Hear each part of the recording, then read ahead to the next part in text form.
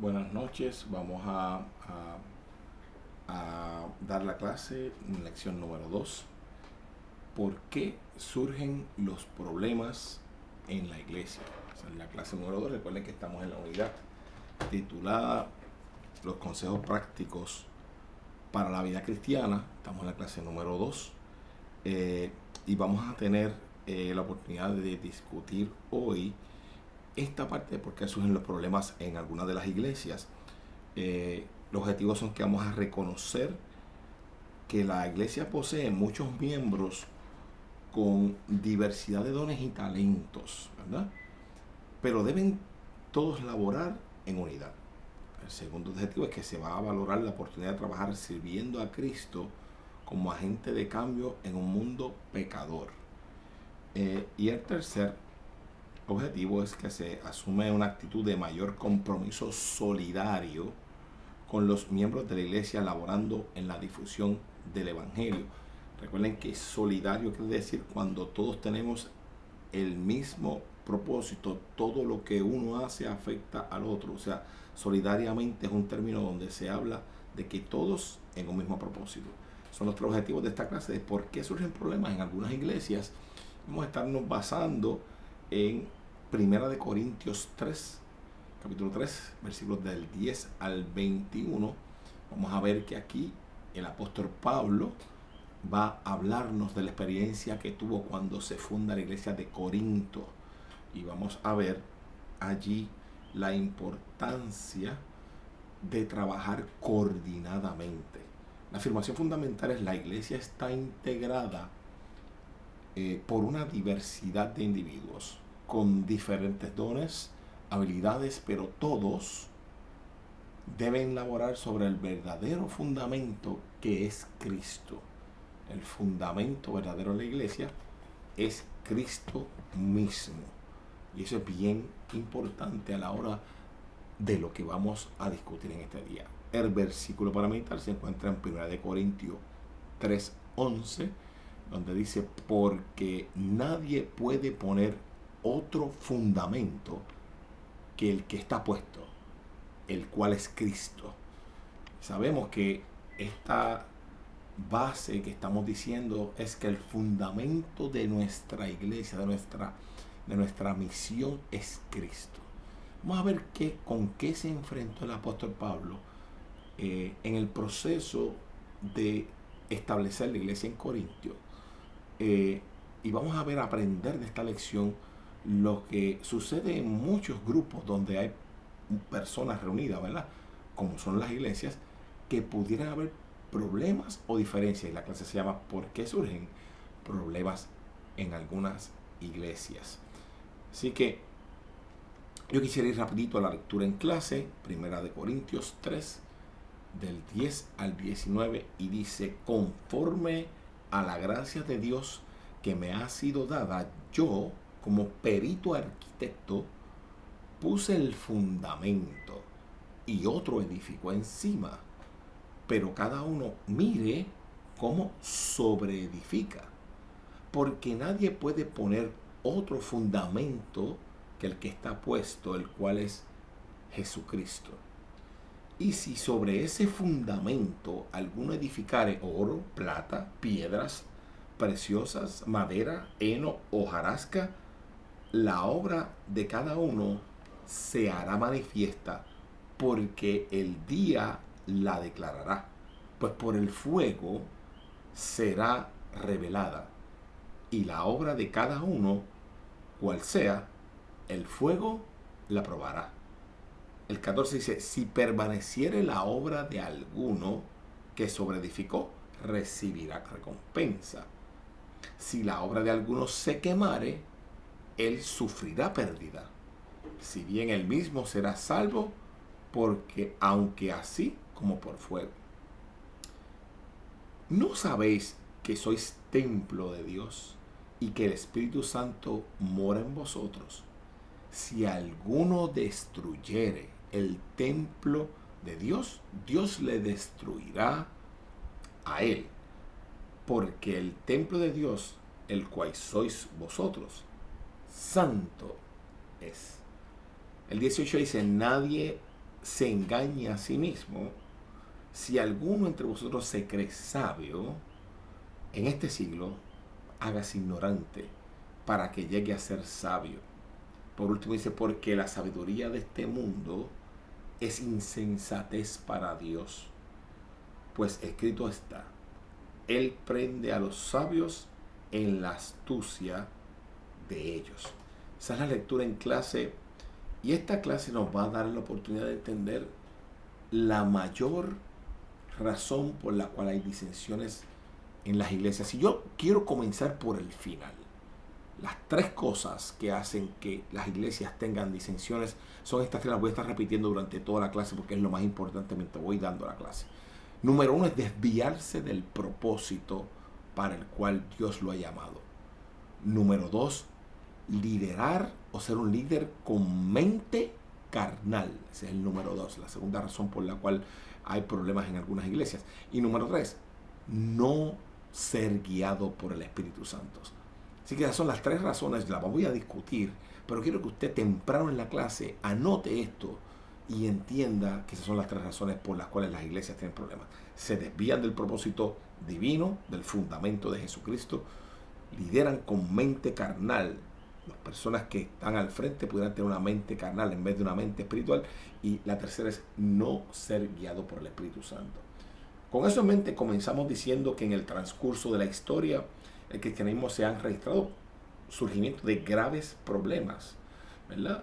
Litigios en iglesias, diferencias a veces de índole doctrinal, o a veces porque las personas tienen una aspiración a tener algunos puestos o oportunidades que ellos piensan compiten por posiciones en la iglesia. La verdad es que Dios no mira con agrado ese tipo de actitud dentro de su iglesia. Dios ama la diversidad. En cuestión de hecho, la diversidad es una de las cosas más valiosas que hay en el cuerpo de Cristo. El que no seamos todos iguales y el que no tengamos las mismas capacidades es algo muy crítico. Y Cristo, como cabeza de la iglesia que es, debe ser el fundamento de la iglesia. Cada miembro de la iglesia debe servir a Dios como un ser integral, dando lo mejor de sí para adelantar el propósito de la iglesia, de la casa de Dios. Yo quiero aquí en esta introducción dar este ejemplo que yo uso mucho cuando hablo en algunos otros foros. Si usted ve la mano mía, esta es la mano mía, tiene 5 dedos, pero todos son dedos, pero los dedos no son iguales. No tienen la misma, no son igual, la misma dimensión, no son iguales de largo, no son iguales de fuerte, tienen diferentes formas. A pesar de que todos se llaman dedos, todos tienen un diferente longitud, tienen muchas características diferentes. Mas, sin embargo, para que mi mano funcione, cada dedo tiene que hacer su trabajo, ¿verdad? Si usted perdiese este dedo, pierde la capacidad de apretar, ¿verdad? Y así por el estilo, si perdiese cualquiera de ellos, te pierde la capacidad de agarrar algo. Porque la mano funciona en sí misma por la diversidad que tiene su composición en los dedos que tiene. Asimismo, el cuerpo de Cristo tiene la capacidad de funcionar porque en la diversidad que hay en cada uno de nosotros está unida a través del fundamento que es Cristo para ser una iglesia fuerte. Uso este ejemplo de la mano porque esto nos va a servir para ilustrar la situación en la cual se encontraba. Pero ahora bien, trasladémonos a la situación que se encuentra Pablo cuando llega a Corinto. Pablo, como ustedes saben, fue el apóstol llamado a evangelizar a los gentiles. Pablo hizo 3 viajes misioneros, ¿verdad? Una actividad misionera muy bien documentada en la iglesia. Y él fundó la iglesia de Corintio en su segundo viaje. Y fíjese usted que cuando miramos la forma como él comenzó a abrir esta obra, en el tópico 1, la forma de elaborar al establecer una misión, se fija que lo primero que él inicia es el proceso, cuando uno inicia el proceso de evangelización, es importante conocer las características del lugar donde uno va. Uno llega a un proceso de cambio, cuando uno va a hacer cualquier tipo de cambio, no llega cambiando las cosas, pero uno tiene que ver y entender la situación actual. Uno tiene que darse el tiempo de conocer lo que estaba sucediendo. El apóstol Pablo inició la evangelización de Corintio en el año 50 después de Cristo. Le dije que en el segundo viaje misionero. Y Corinto era una ciudad portuaria. O sea, se encontraba localizada en un istmo de Corinto, en una parte muy estratégica donde convergía en tránsito tanto marítimo como terrestre. Así que era una ciudad cosmopolita. Para que usted tenga una idea, es una ciudad como sería Nueva York, como sería San Francisco, como sería Los Ángeles, California, ciudades que están en el borde del país, donde todo el que llega extranjero llega ahí. Hay una convergencia importante de muchas personalidades y mucha gente de diferentes culturas, diferentes rasgos sociales, diferentes costumbres. Era una ciudad cosmopolita. Allí se encontraba básicamente muchas personas malas también, porque vienen con diferentes costumbres, diferentes ideas. Dice aquí el comentarista que se encontraba la escoria del mundo, había más inmoralidad que en cualquier otro lugar del imperio. Más sin embargo, Dios lleva a Pablo allí, a Corintio. El mismo hecho que hacía Corintio importante, porque era una ciudad cosmopolita, llegaba gente de todas partes, es lo que lo hace crítico para que Dios lleve a Pablo allí. Porque hay que ir donde de allí podrá diseminarse el evangelio también a muchos lugares, porque era un sitio de convergencia. Lo importante es que Pablo establece allí y está 18 meses preparando y trabajando para establecer esa iglesia, predicando el evangelio completo, predicando a Jesucristo como la salvación, y funda la iglesia de Corinto. Llega el momento en que Pablo tiene que salir a Éfeso, a su siguiente parada, de la iglesia de Corintio, y se queda la iglesia de Corinto allí sola, y empieza a haber una influencia de ideologías del multiculturalismo, ¿verdad? Esto es un lugar donde venía gente de todas partes, pues posiblemente los líderes que quedaron allí en la iglesia de Corinto empiezan a ceder, por así decirlo, empiezan a divagar en lo que es el principio que habían aprendido, y empieza a haber estas corrientes de religiones paganas y el judaísmo, ocurriendo divisiones en la comunidad de fe. Así que el apóstol se ve obligado, y aquí vemos que entra estas epístolas de Primera de Corintios, a escribir varias cartas a las iglesias tratando de corregir esas divisiones que se dan.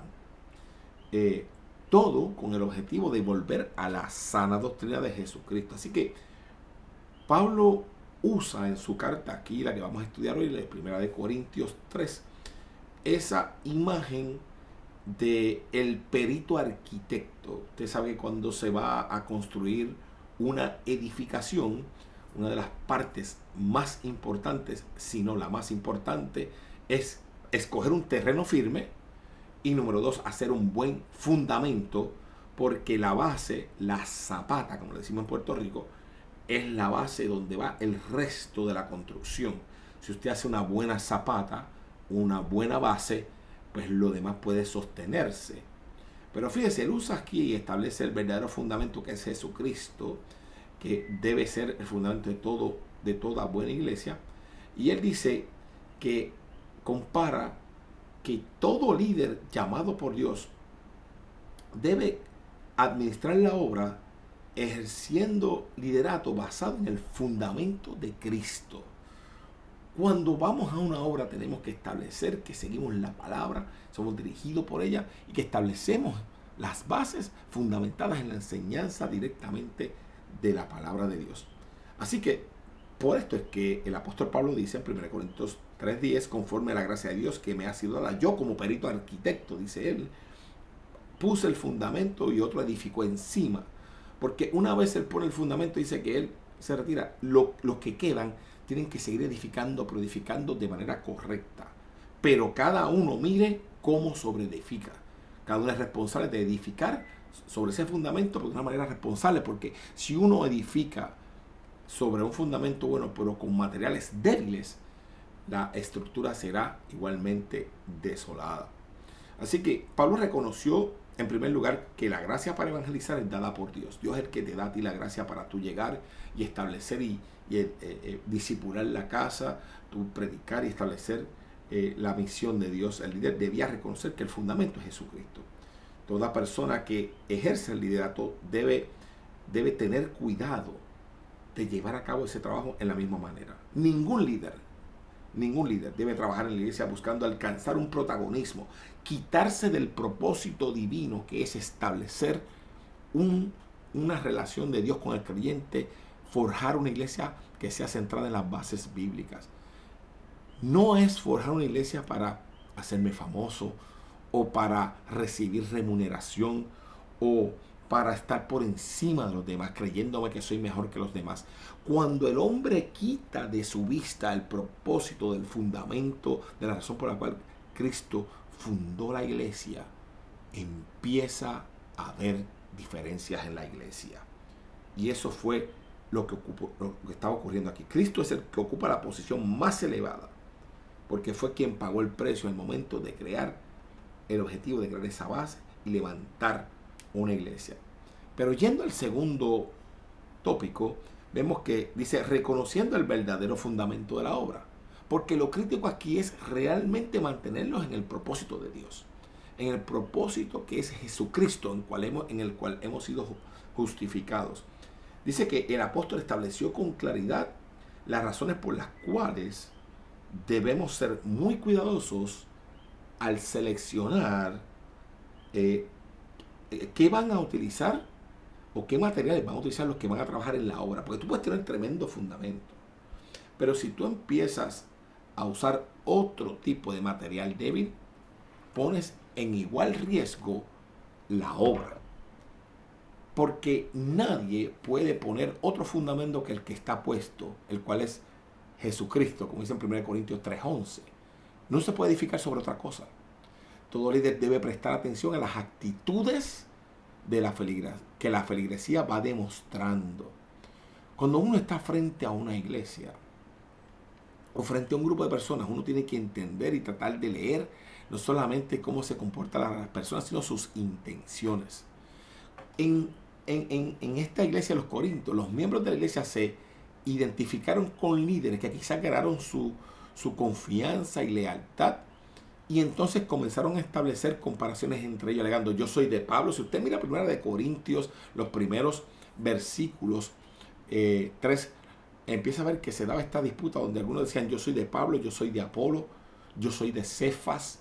La gente empezó a asociarse a unas personas, a unas formas de pensamiento. De esa manera se identificaban con líderes admirados por su ejecutoria, y al hacer eso pudiera haber disensiones. Cuando tú quitas la vista de Jesucristo y empiezas a ponerlo en personas, empiezas a ver que corres el riesgo de que empiecen a haber disensiones. Porque el hombre es imperfecto, pero Dios no. Cuando ponemos nuestra vista en el hombre, corremos este riesgo. Las discusiones en torno a los diferentes tipos de, no, que a mí me gusta cómo este trabaja, o me gusta cómo este lo hace, o cómo aquel otro se comporta, es lo que a veces viene y crea estas disensiones. Las diferencias en tipos de liderazgo y sus lealtades hacia ellos demostraban que los miembros de la iglesia eran cristianos inmaduros, porque se estaban siguiendo no a Jesucristo, sino a diferentes personas que no reconocían que Cristo es el centro de nuestra colaboración. Y eso tenemos que tenerlo muy presente. Es bueno elaborar la contribución al crecimiento de la obra del Señor de cada uno de los líderes, pues el que da el crecimiento es el Espíritu Santo de Dios. Es el que reparte nuestros diversos dones, es el que nos capacita para edificar la obra. Pero nosotros no debemos perder de vista ni querer seguir a los hombres. Es importante seguir la dirección del Espíritu Santo y evitar así estas disensiones. Siendo así, la iglesia está llamada a respaldar y a colaborar con los diversos ministerios sin subestimar ninguno de ellos. Recuerde, no hay tal cosa como una obra efectiva cuando todo el mundo hace exactamente lo mismo. Si usted tuviera todos los dedos de su mano, como yo decía en la expresión que hice ahorita, todos los dedos de su mano sean iguales, el mismo dedo, usted no sería tan efectivo. Tiene que haber la diversidad en la iglesia. y todos tienen el mismo propósito. Lo otro importante, recuerden que el fundamento es Cristo.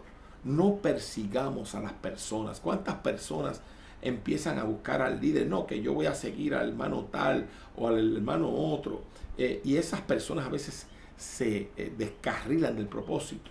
Ustedes conocen ya la historia de Jim Jones cuando en la masacre de Guyana, gente que parecían hablar bien y eran líderes y encaminaron a la gente hasta suicidarse.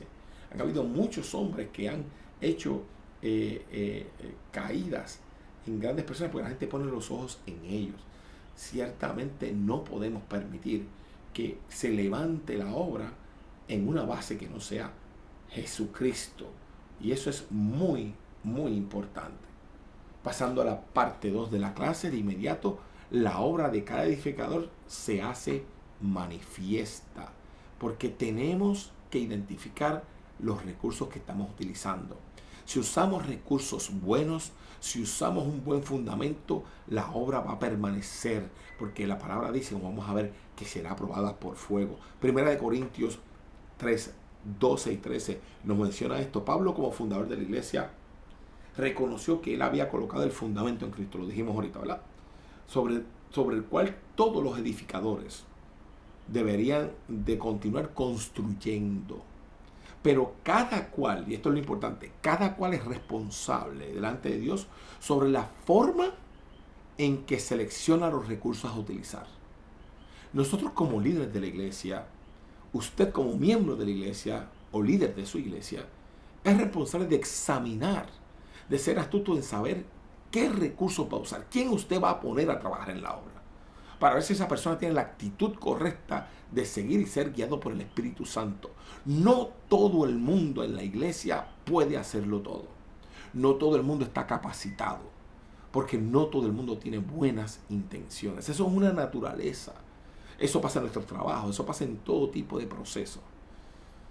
Hay gente que tiene buenas intenciones, hay gente que no.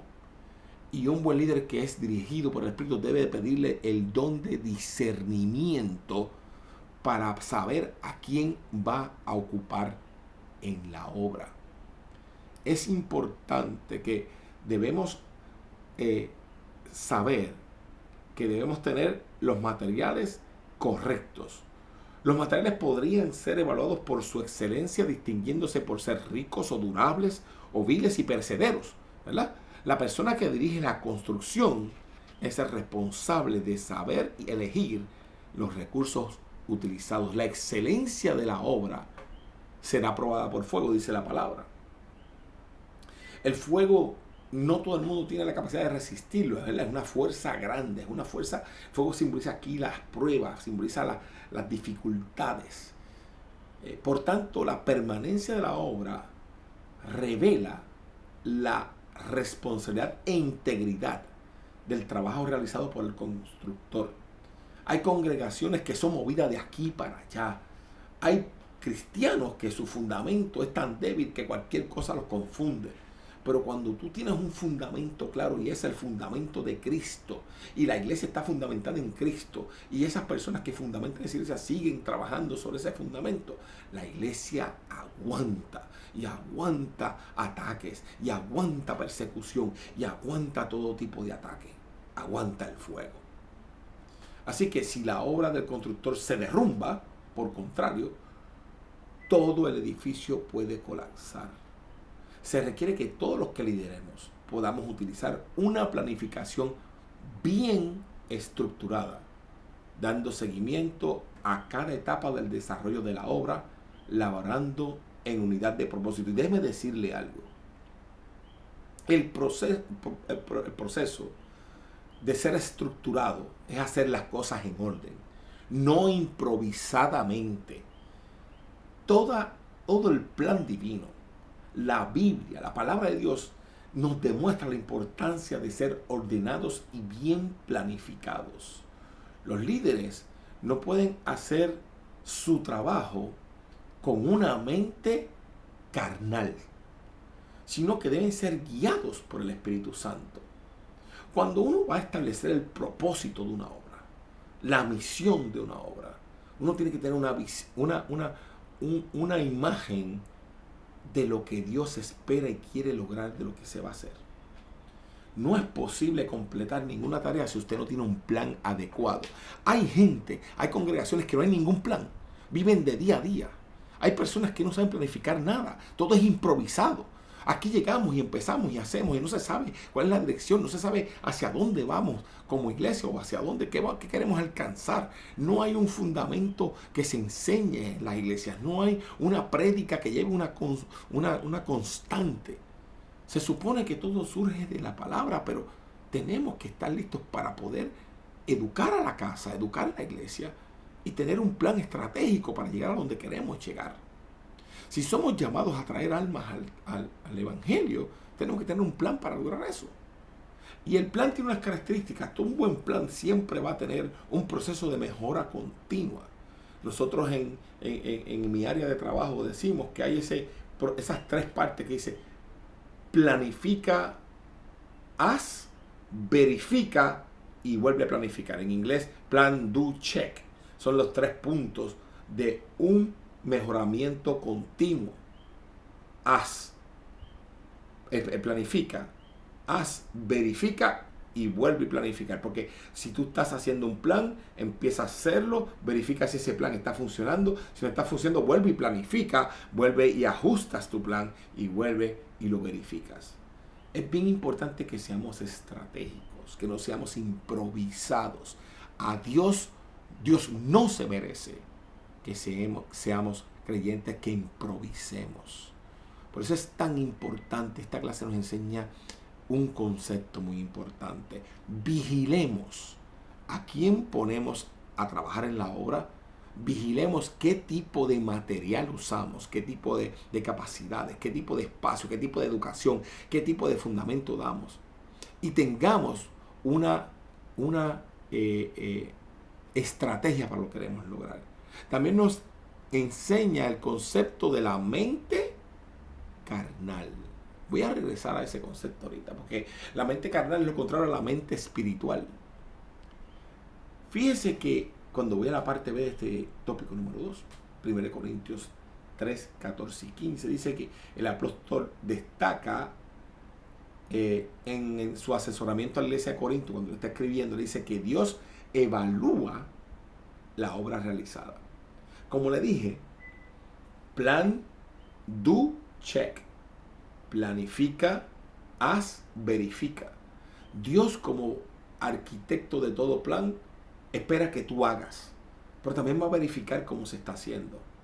Y en esa verificación se va a saber si tú estás alejándote o te mantienes en la misión que Dios ha dado para su obra.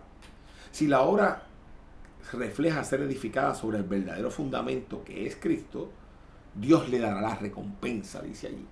Ahora bien, si por otro lado es lo contrario y la obra no está siendo efectiva, se derrumbará. Dios a todo siervo fiel podrá compartir el honor y la gloria otorgada por Dios al siervo fiel y prudente, de compensarle por hacer el trabajo bien hecho. Ahora, si lo hace mal, se va a evidenciar inmediatamente, porque la obra se destruye, todo se hace al piso y no hay un movimiento hacia adelante. Cuando los recursos utilizados poseen motivaciones carnales y carencia de espiritualidad, Dios no puede agradarse de los resultados obtenidos. Y mira lo que pasa: la misma obra denunciará la pobreza espiritual. O sea, se nota una iglesia que está seca, se nota una obra que no tiene fruto, porque la falta del compromiso serio, responsable, carente de un verdadero temor a Dios, se nota. Así que todo líder tiene que trabajar en la obra del Señor, apoyando solamente en sus habilidades y talentos, y dependiendo y manteniéndose alineado con el propósito de Dios. Fíjese que no podemos operar en la obra del Señor para ganar el favor de la gente, el favor de la audiencia, porque entonces estarás yendo de un lado para otro. La palabra de Dios es consistente, la palabra de Dios es clara, establece claro cuál es el propósito. Pero si uno empieza a buscar las modas o empieza a buscar qué es lo que a la gente le gusta, pudiera desviarse del plan de Dios. Oiga, no quiero que usted vaya a interpretar por un minuto que yo soy de esas personas, de esos pentecostales a la antigua, que quiero que se quede todo a como se hacía antes. Eso no es el propósito. Es que usted siga siendo relevante para la población que usted atiende, pero sin dejar de tener el fundamento de Cristo como el propósito. Eso es bien importante. Hay que convertirse y adelantar lo que Dios espera de nosotros siguiendo ese fundamento. Lo más doloroso es ver la ruina que se desata en la iglesia cuando algunas personas pueden ser arrastradas por el mal testimonio del líder. Ustedes conocen, tienen que conocer las historias de personas que eran grandes líderes y se tornaron atrás y dividieron congregaciones y su vida se tornó al pecado o rompieron la relación. ¿Cuántas historias conocen? Yo no las voy a hacer aquí, no le quiero dar espacio a lo que ya ustedes saben. Hay iglesias que se dividen porque hay diferentes visiones. Algunas se dividen por dinero, algunas se dividen por celos, algunas se dividen porque simple y llanamente alguien quiere sobresalir más que otro. Pero lo importante es que todo líder le dará cuenta a Dios sobre la forma en que ha trabajado en su iglesia. Un líder irresponsable será juzgado como siervo infiel y negligente. Pudiera ser que Dios tenga misericordia de él, pero y lo perdone, pero a veces estas personas crean un daño en las congregaciones que es a veces hasta irreparable. Recuerden, hay un concepto aquí muy importante. Uno debe ser fiel y no debe ser negligente. Negligente cuando uno deja de hacer lo que le toca. En la iglesia a veces hay problemas porque hay gente que es negligente. Dejan de hacer lo que le toca por estar haciendo algo que les interesa, y es porque tienen una mente carnal. Yo creo que es importante que veamos algunas. Déjame brevemente describirle algunas actitudes que se pueden determinar como mentalidades carnales. Cuando alguien empieza a trabajar en la iglesia y le surgen celos, que celo es el sentimiento de envidia que provoca el deseo de tener o disfrutar de algo que tienen los demás, eso es una mente carnal. Cuando alguien tiene envidia, que es que el deseo de hacer o tener lo que hace o tiene otra persona, yo envidio lo que tú tienes, eso es una mente carnal. Cuando alguien piensa en el lucro, que no es otra cosa que ganancia o provecho que se obtiene de algo, ese lucro es una mente carnal. Cuando eso se convierte en el propósito de la obra, esa obra fracasa.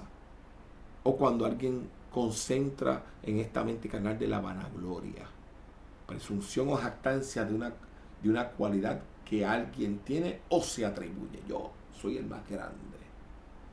Esos son mentes carnales que destruyen. Así que los edificadores, hay aquí, quiero ir al tercer tópico, nos advierte de cómo tenemos que comportarnos en 1 Corintios 3, capítulo 3, versículos 16 al 19, y nos dice: los edificadores deben actuar como templo de Dios.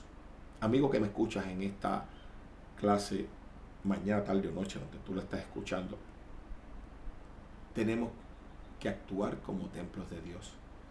Toda persona que ha creído el Evangelio de Cristo, que ha aceptado a Jesús como su Salvador, tiene que dar testimonio de que Cristo es el Señor de su existencia. Decíamos en la clase pasada, hay una transformación de tu mente que va de alguna manera a tener un impacto en tus actos. En la clase pasada decíamos que al creyente se le tiene que notar. Una vez tú aceptas al Señor y tienes esa actitud, eres bautizado por el Espíritu Santo de Dios. Y se convierte tu cuerpo en una morada de ese Espíritu Santo. Cuando el Espíritu Santo habita en este lugar, el cristiano se hace un ser integral. Lo guía a toda verdad y a toda justicia. Le da dones, le da capacidades, le da todo aquello que Dios necesita que tenga para que pueda guiar la obra en la forma correcta. Dice el comentarista, el Espíritu sensibiliza al cristiano para socorrer al desvalido. Lo otro que hace es que le ayuda a brindar apoyo a las personas que sufren por diferentes motivos. El Espíritu te hace sensible a eso. La comunidad de creyentes redimidos en Cristo es llamada a colaborar en unidad de propósito para ganar las vidas de Cristo. Cuando tenemos un grupo de personas que todos dicen, Señor, aquí estoy, me rindo ante tus pies, cambia mis actitudes, lléname de tu Santo Espíritu, impacta mi vida de tal forma que yo pueda ser de edificación a las personas que me escuchan o a las personas que yo estoy interaccionando. Ayúdame, Señor. El Espíritu Santo te capacita a hacer eso. Dice que la santidad de Dios no puede ser mancillada. Todo lo que el ser humano sembrare, eso también segará. Por eso es que es importante que este templo del Espíritu Santo lo tenemos que proteger y cuidar. Tenemos que evitar que sea mancillado. La palabra de Dios exhorta al cristiano a ser guiado por el Espíritu Santo, actuando con la sabiduría divina, no con la mente carnal, con la sabiduría divina. No creyéndose sabio según la propia opinión de uno, sino obteniendo la sabiduría de parte de Dios. Dice el Salmo 94:11 que Jesús conoce los pensamientos del hombre.